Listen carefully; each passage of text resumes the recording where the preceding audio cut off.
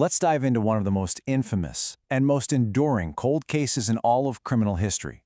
We're going on the hunt for the killer known only as Jack the Ripper.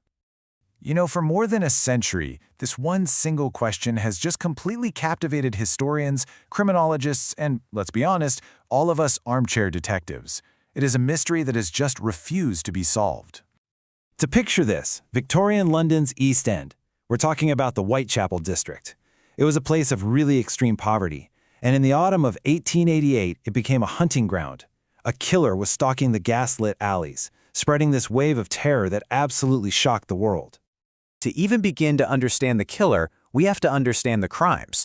Now, the police officially linked a series of murders to one single person, and these victims became known as the Canonical Five. 5 women, all of them targeted in this brutal spree that lasted just a few terrifying months.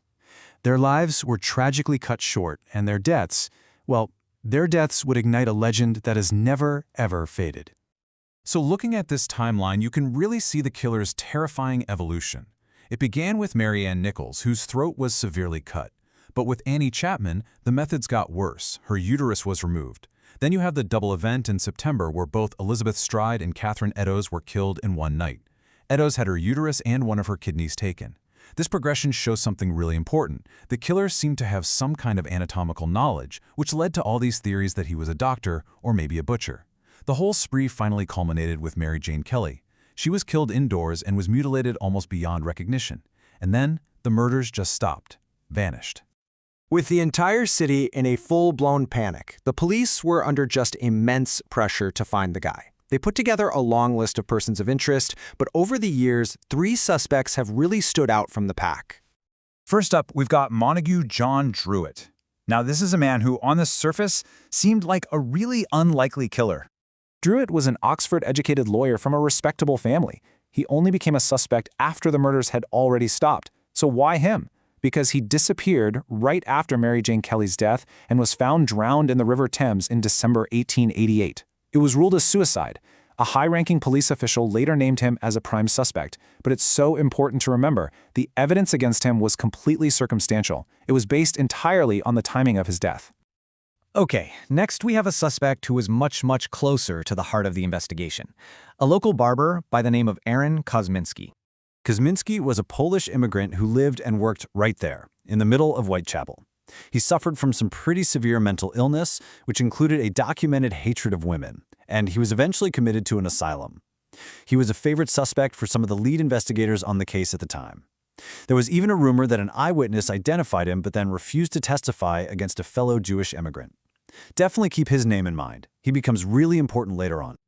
Our third suspect wasn't even on the police's radar back in 1888.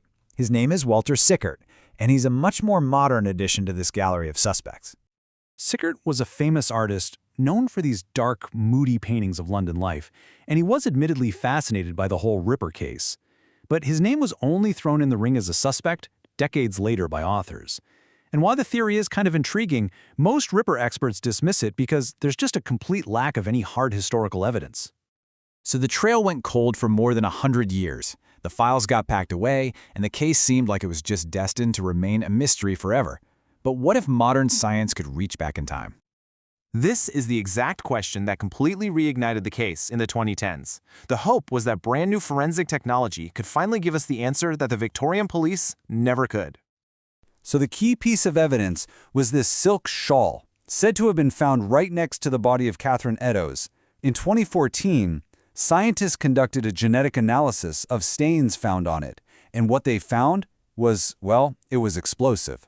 They identified mitochondrial DNA that they claimed was a match to a living relative of, you guessed it, Aaron Kosminski, the barber from Whitechapel.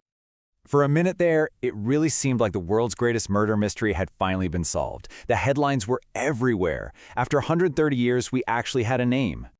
But not so fast. The scientific community immediately slammed on the brakes hard. The case against the evidence really comes down to 3 key problems. First, the shawl's history is murky, and the risk of contamination after being handled by who knows how many people for over a century is just huge. Second, they used mitochondrial DNA, which isn't unique like a fingerprint. It can be shared by thousands of people. And finally, the methodology itself was heavily criticized by other forensic experts for just not being rigorous enough for a definitive conclusion. So where does that leave us? We have this compelling piece of modern evidence pointing in one direction, but it is just shrouded in scientific controversy.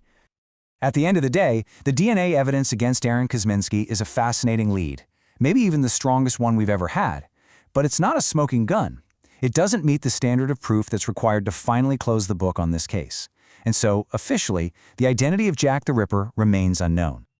And, maybe that's the real reason the story endures. It's a puzzle without that final, satisfying piece. It forces each new generation to look back at the evidence and ask themselves that same haunting question. Who was Jack the Ripper?